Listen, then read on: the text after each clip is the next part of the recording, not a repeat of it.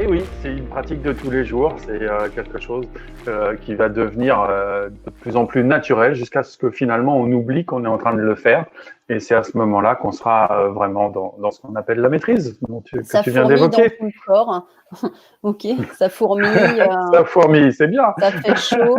On en parle toujours au VACOG, Sandrine, très souvent, hein, comme quoi, Et avec oui, l'hypnose, le magnétisme.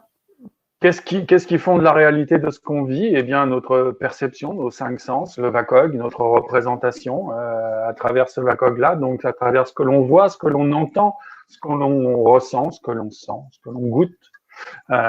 Pour ceux qui ne savaient pas ce que voulait dire le VACOG, mais ils doivent pas être bien nombreux aujourd'hui à nous suivre depuis le temps qu'on parle de ça dans les cafés de C'est synapse. ça, énergie bien Euh, ressentie et visualisée, mais aucun ressenti au niveau corporel. Bah, effectivement, comme dit Xavier, le VACOG, il y a visuel, auditif, kinesthésique. Il y en a des personnes qui sont un peu plus sujettes au visuel, plutôt d'autres à l'auditif. Pour ça, de bien aller chercher dans tous les sens et de trouver pour voilà. soi-même lequel est le mieux. Donc, trouver cette perception et puis s'habituer à sentir l'énergie et à l'utiliser, bien évidemment, hein, puisqu'il faut le travailler tous les jours.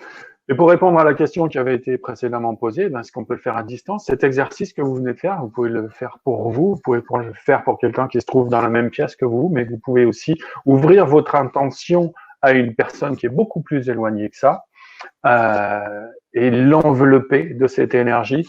L'envelopper, je viens de lire un des commentaires, oui, on se sent enveloppé par l'énergie et c'est cette énergie qui va se mettre à circuler, ça vient de l'intérieur, ça vient de l'extérieur, c'est un échange permanent, c'est un mouvement, une action, la vie c'est de l'action, eh bien on va entrer là-dedans.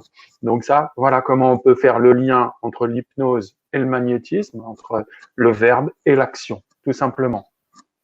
Joindre la parole à l'action, le geste à l'action, le geste à la parole. C'est le fond de cette discipline-là et de cette manière d'aborder les choses.